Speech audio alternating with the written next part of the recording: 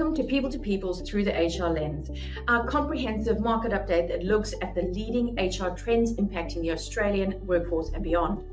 I am Leanne Lazarus from the 𝗶𝗺𝗱𝗆𝗆 Brisbane team, Recruitment Manager here in the Brisbane office.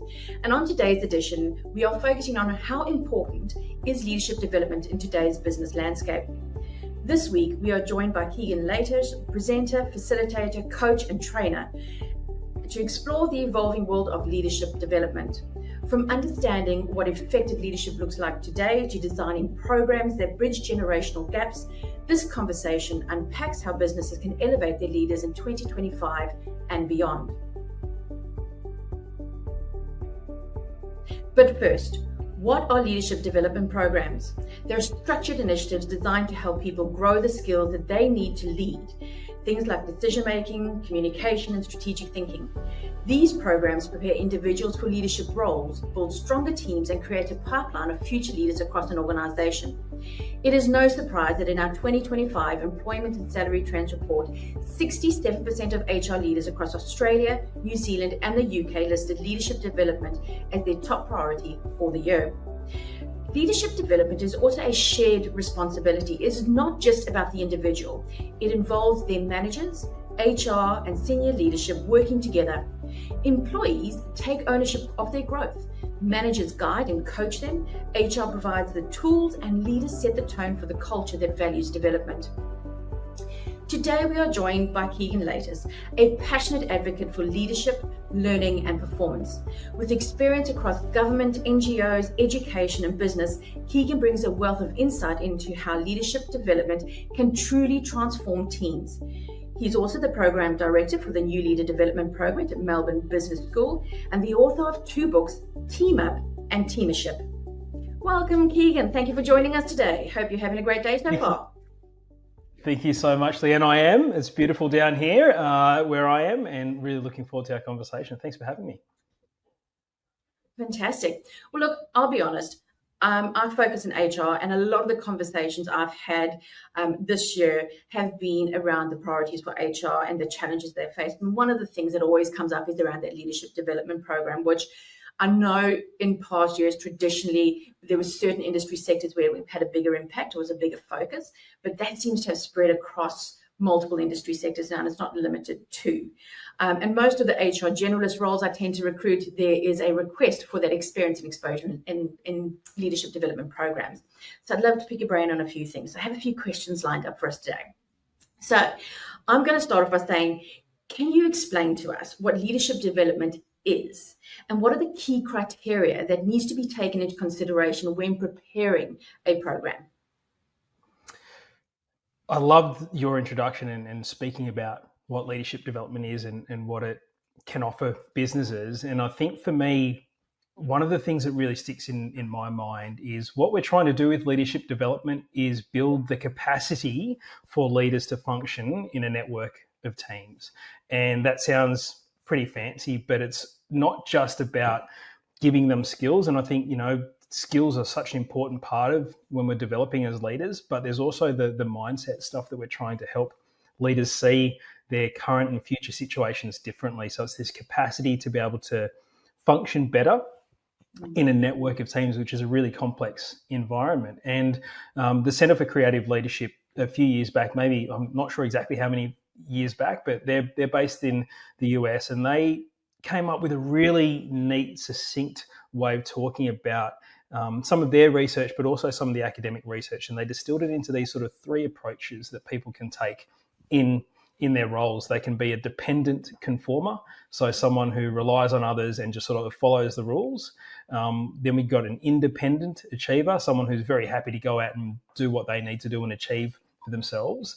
And an interdependent collaborator, so someone who is reliant on other people, who other people rely on, and then collaborate to work and achieve some things. And I think at the crux, what we're trying to do with leadership development is help our leaders become more interdependent collaborators, but also to develop the capacity in others to be interdependent collaborators. Because what that means for businesses and organizations is that as we become more interdependent and collaborative, we have such a big advantage. We can respond to change better. Our organizations are more resilient. almost every strategy that you have is going to rely on collaboration and those networks of teams being interdependent. And so our leaders being able to do that and to role model that behavior and learn about that behavior is so important, and develop those capacities. And I think that one of the things that we see is that it's not enough to just throw skills at people, and we'll talk about this, I'm sure, as we keep going through. It's also helping people make sense of what's required and actually want to do that work and see the value in doing that work, because each of those stages, there's sort of a degree of comfort in being the dependent conformer, the independent achiever. But sort of, so how do we see that? What is the value in doing this, and what does it take for you to sort of make those leaps? And the reason I think, it's so you're seeing these trends where leadership development it's always important across organisations, but as you're sort of saying, it's becoming sort of across sectors, sort of more, you're hearing it more and more and in more roles, is because I think organisations are really starting to realise that those capacities and capabilities are going to be central to functioning, not just now, but where they want to take their organisations. And the need to be able to sort of have those and to build not just leaders, but leadership within an organisation. And what that means, what I'm sort of talking about there, is that we've got individual leaders who are good, but we've also got a network of leaders who can talk to leaders about leadership. And it gets a bit meta, but that context of being able to go, okay, so what's going on for me? Who do I know that might be able to help me here? And how do I have others around here to help me make sense of what's going on and what we need to do?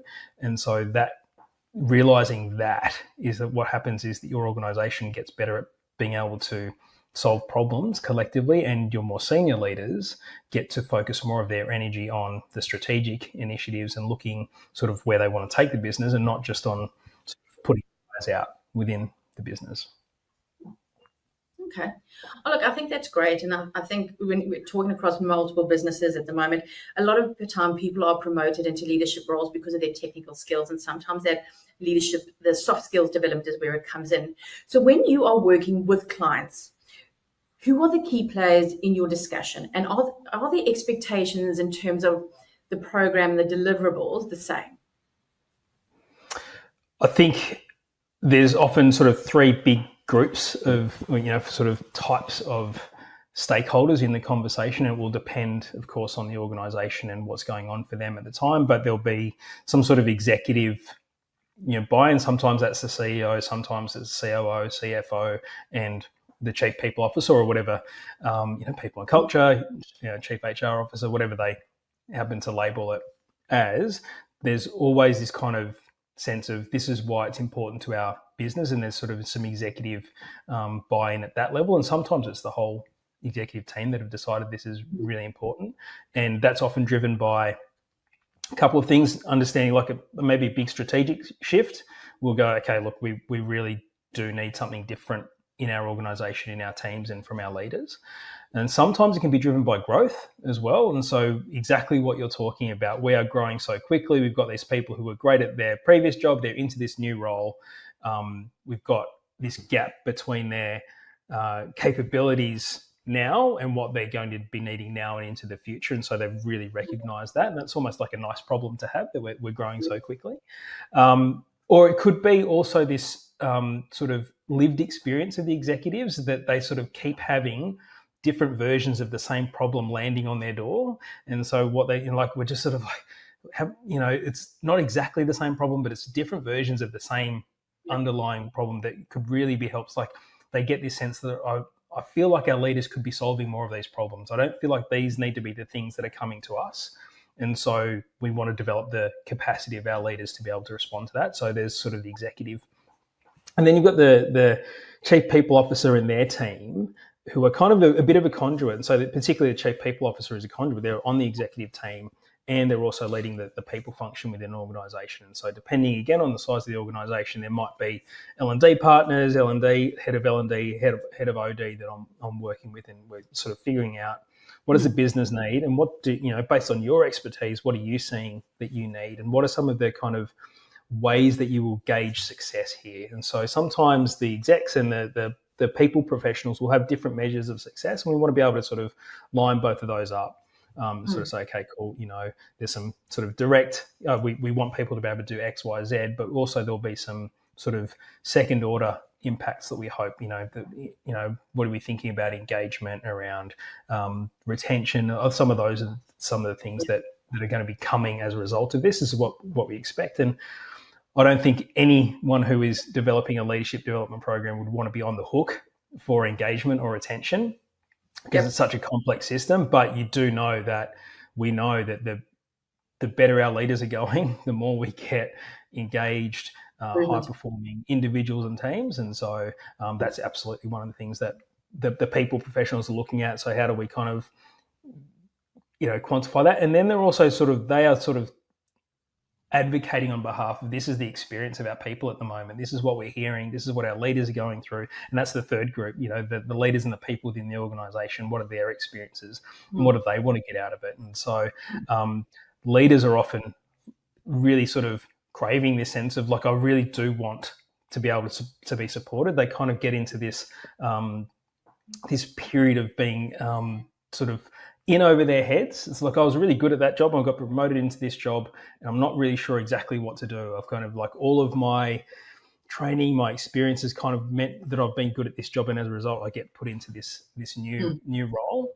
And one of my favorite ideas that many people will be familiar with is the 𝗶𝗺𝗱𝗆 principle, is that, we get promoted to our level of incompetence within an organization. And so we get good at a job, get promoted, get good at that job, get promoted, and then we stay at that job that we're not very good at. And a lot of leaders have that feeling. And when I'm working with people, I'm like, it's okay. Like incompetence is not a permanent state, right? Like, we can develop those capacities. And I think it's having that empathy with people, as well as talking to our people professionals and the execs around, these are things that we can develop. There are ways that we can help people to become better leaders, and helping people who are leading in teams and in roles. And often people have been in leadership roles for quite a long time without having any formal sort of training and support around it. And one of the things that they benefit from is kind of just a bit of, okay, cool, like just a bit of filling a few of the gaps that they had. Now they've got a name, for some of the things they've already been doing, or they've seen people do, or they've identified something that they could really just add into their existing practices. And so sometimes the experience is actually allowing our leaders to kind of just identify what are the gaps that they're doing, what are they already doing well, and then so that they can move forward with a little bit more confidence around how they want to lead forward and what's going to be required of them to lead. Marvellous. Now, I mean, at the moment, we've got 4 generations in the workforce, and we're starting to see a lot of the younger generation starting to go into those leadership roles. You've also got a lot of experienced leaders that are still in that role. So my question's a little bit twofold, in the sense of, how does leadership development, design and delivery need to be considering the multi-generational workforce? And it's both tiers in terms of, for those generations going into leadership roles, but also being in those leadership roles, managing various different generations within teams. It's a great question, because, I was looking at your report. I'm looking over here at my other screen where I've got your report on the screen, and it has so many sort of some relatively, that seems obvious, and some relatively sort of subtle implications for leadership development. And I think that the first thing for when we're developing leaders is making sure that it's context driven. So what I mean by that is, like, as opposed to our leadership development that is content driven. So when we sort of say, okay, in context, a big part of the context is the people that we are trying to develop as leaders. And so some of the things that are in your report, how do people prefer to be trained? How do they prefer to be communicated with? And one of the things that us as leadership development professionals working with multi-generational workforces, we need to develop our flexibility around that. We need to be able to give people, like, multiple doors to the same house is something I'll say quite a lot. It's like, we're trying to get to the same place, but you might go through the laundry door. I'm going to go through the garage. Someone else might go through the front door, but we're sort of different people based on their preferences, their experience, are going to need different things, and are going to sort of try and engage with content in different ways. And when we're trying to develop something, trying to create something for everyone, it can be difficult, but sort of being able to have that flexibility around that, and multi-modes as well. So, one of the things around what are their preferred training methods? Having multi-modes, having face-to-face workshops where you can, having resources that people can access on demand, having individual coaching and mentoring, and sometimes that's peer mentoring and coaching, and sometimes that's in between across levels of experience. What we're trying to really do is help to leverage that multi-generation as a strength of the workforce, and say, okay, so how do our people who are in sort of older generations, what can they add to people who are in newer generations, and vice versa, and how do we build connections between those? So they're all things to consider, and they're kind of principles and practices of good leadership development anyway, but they're particularly useful when we're considering sort of diverse generations. Okay. Now, I mean, when you talk leadership style, management style, everyone has a natural way that they would lead or they would manage. But with the 4-generational workforce that we have at the moment, there is a requirement to be able to sort of read the room, for a better way of putting it. As you said, people learn in different ways. People will go through different doors to get to the same sort of area. So what are some of the implications for a 4-generational workforce for leaders in terms of how do they lead, how do they manage? Yeah, I think, again, and this will be another theme of our conversation, it's just putting a higher premium on some of the stuff that's already been really important for leadership. And in particular, what I've got in mind is this idea that behavioural flexibility is a superpower. This ability of a leader to adapt their behaviour based on the context. And part of the context is going to be who they are, what their generation, or maybe not even just their generation, but what are their views of the world, what are things that they think are important, what are their expectations, is part of the context, as well as the people that I'm leading, what are their values, expectations, and preferences. And being able to kind of match those, not always flexing away, so not always giving people what they want. I don't think that's always useful for leaders, because that can be really draining when you're operating away from your values, your preferences, your capabilities all of the time, but also not always expecting others to come and do that, come all the way to your preference. And particularly when there's kind of hierarchy, there's kind of preference of, well, I'm the boss, you can adjust to me. And I think that leaders who have that behavioral flexibility and constantly making those kind of context-driven decisions around what's going to be the best way for me to respond at this point in time, it's really, really useful. And sort of a metaphor that I have, I'm an obsessed golfer, and golf is full of metaphors that you can apply to leadership, and I'm constantly trying to use them. But, so as a golfer, you have 14 clubs in your bag. You're only allowed to carry 14, but and a lot of us have our favorite clubs. And we might use the club when it was not really required for the situation.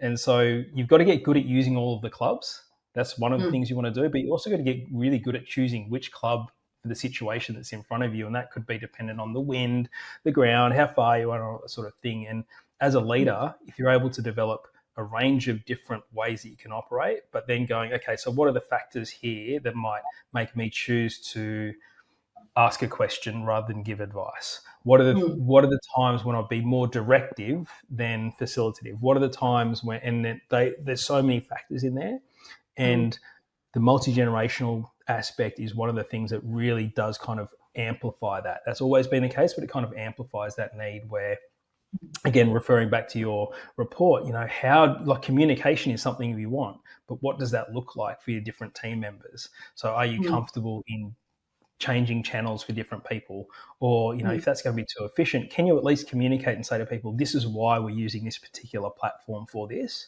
because this is going, this is the intent, and explaining your intent around that. So that's one of the things. And I think as a subset of that, one of the big things for leaders is continuing to develop probably two things that are really important, always been important, but empathy and curiosity. So this empathy around what you feel may not be what the other person feels, like trying to actually imagine what they feel. It's like not saying, here's what I would feel if I was in that situation. What we're actually trying to do is imagine what they are experiencing and trying to have their perspective. around this. And again, when you look at your report, you think, okay, so what are their expectations? What are their preferences? All those sorts of things. Your preference as a leader may not, and expectations may not be there. So empathy is really important around that. And then this ability to step away from being sort of judgmental and being more curious is really, really helpful around that, and builds, strengthens relationships. And you see the quality and quantity of information that gets exchanged as a result of that. Those two things, the empathy and the curiosity, being really important. And yeah, again, you could say all of these are kind of principles of good leadership anyway, but they're sort of all being amplified by the differences across generations, and then the sort of the extent that there are, so many different generations all working in at the same time. Now, I agree with you in the sense of, and same as training, leadership is not a blanket approach, and you've got different people in the team with different needs. But it's also challenging for those leaders, because they're there in that leadership role. They're there to deliver results. They're there to drive growth. They're there to drive performance. So it's that fine line, or that fine balance between looking at what the expectations are. And those expectations, if you've got a team of, let's just say, a team of data entry operators, they've got to do X amount of work in X amount of time. Now, when it comes to like a four-generational workforce, and as you say, having empathy and sort of going, if I was in their shoes, what are they feeling? What are they thinking? Sometimes they can also then derail them in the sense of that they become, and I don't know, this is just me, maybe too focused on that and not focused on the outcome, which then obviously impacts the business and them. What are some of the key approaches that leaders can utilize, or that can help them in terms of managing those multi-generational teams in terms of performance versus individual management style or approach? I love that. It's a great question. It's a great, often a tension that comes up in conversation is around like, it's, we don't want people to take their eye off the ball of performance. We're really still, it's really still important that we have, the outcomes that we're striving for.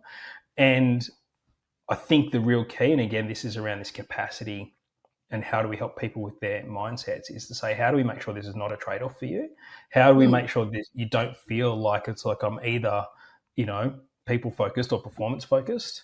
Is this idea of how do you, like, if you get it right, these kind of feed each other by having stronger relationships with people and understanding your people better, what motivates them, what they are striving to achieve, what their current capabilities are, what they want to be better at.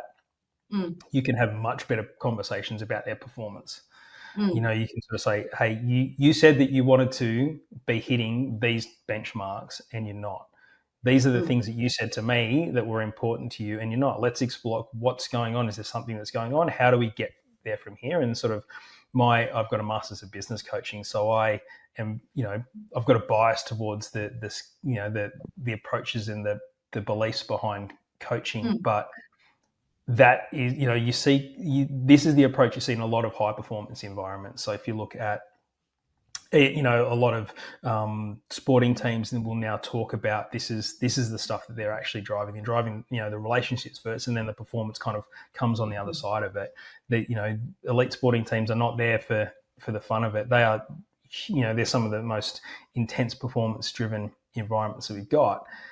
And I think one of the conversations we want to have with our leaders is it doesn't have to be a trade-off on this. And if we get it right, they actually amplify each other. And so then being able to talk about performance can actually strengthen your relationship as well, and it can become a kind of virtuous cycle. And it moves away from that sort of transactional relationship that you see with people. It's like, well, you're here to do this. And then so that then the job, then we're sort of moving people towards dependent conformer. Sort of like, okay, cool. So, right, I'll do what I need to do to, like, my job is to not get fired. And sort of that will get me over the line. I've done enough to not get fired, as opposed to what's my best possible contribution to this team. It's a huge gap. And a lot of that is mediated by the way that the individual engages with their work. And within that, the leader is a really big and important part of it.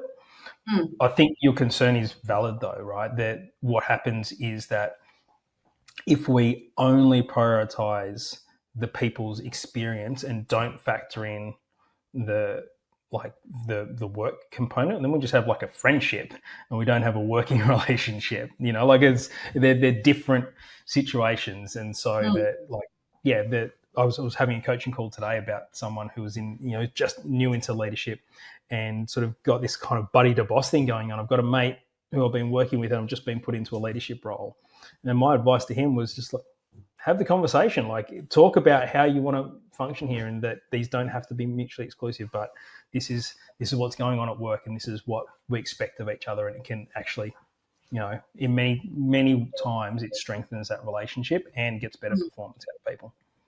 Absolutely. Oh, look, I definitely think it's finding that balance.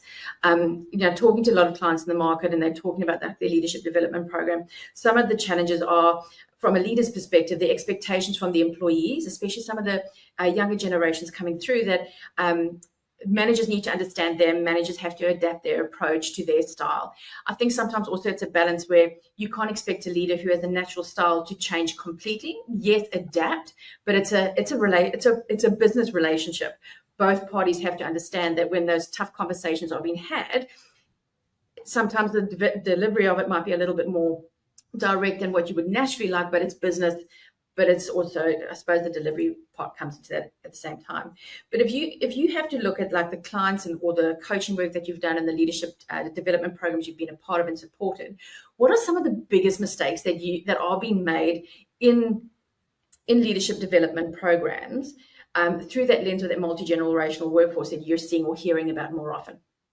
So I think one of the big ideas is something we've already touched on. It's an idea that I've picked up from Ron Heifetz and Marty Linsky at Harvard in one of their books, this idea that the biggest mistake in leadership is trying to solve an adaptive problem with a technical solution. So an adaptive problem is something that requires new skill sets and new mindsets. So it needs us to look at problems in a new way and then develop new capabilities to deliver on that. And a technical solution is there's a best practice already, and we're just trying to fix. All we need to do is to give you the ability to do what we already know, to solve the problems we already know about. Is sort of well established. And I think that in leadership development, that's probably the thing that we do a lot, is we try and tell people about the skill sets without factoring in the mindsets. And I think mindsets are really what generational differences are about. Mindsets are, how do we see the world? What are some of the key beliefs? What are the things that inform how we see things? And so if we don't factor in mindsets into our leadership development, we're missing a big opportunity in general, but particularly, again, it's amplifying those generational differences. And a really good example, like people, what do you mean? And I think that feedback is a really good example of this. And so clients will sort of say to me, oh, we need to have more feedback. Like we need better feedback. I was like, great. And the solution in the intent is almost always tell them how to give better feedback, give them a framework to give a better feedback. And you can do that. And absolutely there are a bunch of different pretty useful ways to deliver feedback. And yet the thing that's underpinning that is, like, there's a quote from 𝗹𝗲𝗱𝗆 in Harvard Business Review. So there's no such thing as useful feedback from someone you don't trust. And so if the relationship piece, like, you can be technically correct and useless. You can be technically correct about the feedback, but the person doesn't believe you and doesn't know exactly why you're telling them this. And so they just get defensive, they shut down, they don't listen to your feedback anyway. That's not a technical problem. The technical bit of feedback was delivered beautifully, but the mindset, the adaptive challenge is, what is the relationship that you need to have to be able to give feedback there? And so that's a really sort of like an example of, what are we doing wrong? We're sort of trying to go jump straight to the technical solution when it's an adaptive problem. That's one of the things that I think people really struggle with. Another idea that I see a lot is that we don't give enough hope in our leadership. And what I mean, I'm using hope in a really specific way. And it's sort of Charles Snyder and a few others had a paper on hope theory. It's been around for about 35 years. And the components of hope theory, of hope based on hope theory, are goals, pathways, and agency. And so what that means for leadership development is that we absolutely want our leaders to leave with goals, pathways, and agencies, but we want to make those goals really meaningful to each individual, make them personalized. And sometimes what we do is we tell them, this is why you want to be a better leader, and this is what's important. And again, you go back to your report and you think, well, different people want different things, different generations want different things. It's important to them for different reasons. So if we can help the goals be sort of personalized to them, and people go, well, this is why I would like to put more effort into becoming an interdependent collaborator. Pathways, and so giving people, we give prescriptions rather than possibilities, and giving people sort of a range of options that they can then choose from. And so we sort of get very prescriptive. It's kind of, again, this is almost like hoping that people will be dependent conformers or independent achievers, and the agency, the sense where they feel like it's possible. Because, we've all been in development programs and gone like, that seems like a great thing. I don't know if I can do it. And so what are we doing? You're like, oh, great. I can see how, Nelson Mandela can be a great leader. I can see how, Jacinda Ardern was a great leader, but like, I don't know how to do that in my world and in my context with what I've got available for me. And so helping people leave with that sense of agency as well, I think is really important. And so that's something that's often running in the back of my mind. Like, we need to be giving hope. And the thing is that we also want our leaders to be giving, like, so much of this is we are role modeling what we think is useful for leaders to be able to do for others. And so by taking this approach of, developing and focusing on hope, Gallup had some research recently. That's the number one thing that team members want from their leaders. They want hope. And so this sense of, as leaders, as leadership development professionals, one of the things we want to do, our primary role, I think, is actually to role model what we think that good leadership can look like. So when we are in a leadership development program with multi-generational workforce, are we role modeling flexibility? Are we role modeling curiosity? Are we role modeling empathy? Are we sort of trying to connect others? Are we trying to bring out the knowledge and wisdom that's already in the room? Or are we trying to be the central point that knows everything? It's like, it's really hard to yell at someone to relax, right? Like, you can't yell at them to relax. If you want someone else to be relaxed, you've got to be relaxed. And if you want others to be moved towards being interdependent collaborators, you've got to be an interdependent collaborator. That's what you need to be doing and role modeling in there. And that becomes a real challenge for a lot of us. And so I think that's cool. I think it's okay. Like, a great way to develop anything is to try and teach it. And so as leadership development professionals, we will hopefully be always learning about leadership and sort of finding our edges. And that helps us to be empathetic with the people that we're working with as well. Absolutely. Completely agree. Now, I do have a side question for you. You've got 2 books out. One of them is titled Teamership, which is a really unique title. What does it mean, and what should companies know about it? Thanks. I love teamership as a word and as a book. I love making up words as well, by the way. It's a fun thing to do. And it came in a conversation like this. I was talking to a client of mine about how leadership is so important, and I do think that it is so important. But one of the things that we don't do is talk to people about how to be a good team member. Like, we do leadership, but we don't do teamership. And I sort of just wrote that down, and that ended up becoming this whole book, and I explored it. And this idea of teamership is how do we be a good team member as part of a network of teams? What does it take to be a good team member? And the implications for organizations are pretty significant, I think. That actually the research that I discovered kind of backed up a lot of what my anecdotal experience was, and that's that 95% of people in knowledge working roles are on multiple teams. And so that, I'd be working with a senior leadership team, and at some point I'd be saying, do you actually think this is a team? This leadership team's a team? Or is it some sort of reporting function and your real team is the finance team or the HR team or the marketing team? And the answer, of course, is that those are both the teams for all of those members, as well as the teams, the projects that they're leading, as well as the steering committees that they're on. And you realise, I've done this with a CFO, and she just sort of ran out of paper with one of the exercises. She was identified 13 teams that she was on at any given time. And so this ability for individuals to operate across multiple teams is really, really important. And another really interesting point is that 75% of teams are not on the org chart. So we can't just rely on looking at the org chart around these are the teams. And so we actually need leadership capabilities across the organisation, not just in formal leadership roles.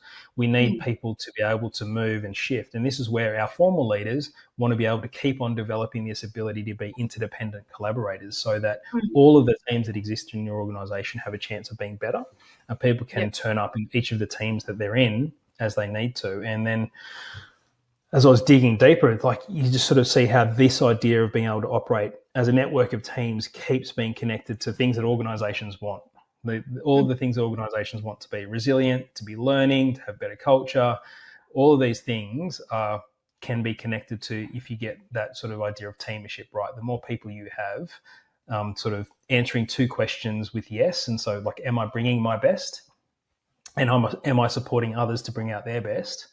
The more people are saying, yep, I'm doing that, then you have more and more of these positive behaviours that lead to positive outcomes for people. So I'm really passionate about the idea of teamership and the role of leaders in that as well. It's not, I think one of the things people sort of think is like, oh, does that mean you don't need leaders? I think not at all. I think leadership is one of the key elements of having teamership exist, but it's different to just, being hierarchically driven leadership. Fantastic. Well, Keegan, thank you so much for joining us, for sharing your knowledge, your insights, and your experience with us. Do love the whole teamership concept. And obviously you have your website, you have your books. Is there another book in store coming up? There might be. It won't be anytime soon, but I really would like to write a few more. Yeah. Good. Well, thank you very much for your time. If anyone wants to reach out to Keegan, do so either on LinkedIn or via his website. If you're looking for some coaching or if you're looking for some leadership development, reach out and have a chat to him and see how you can help. But thank you very much for joining us today, Keegan. Thanks so much, Leanne.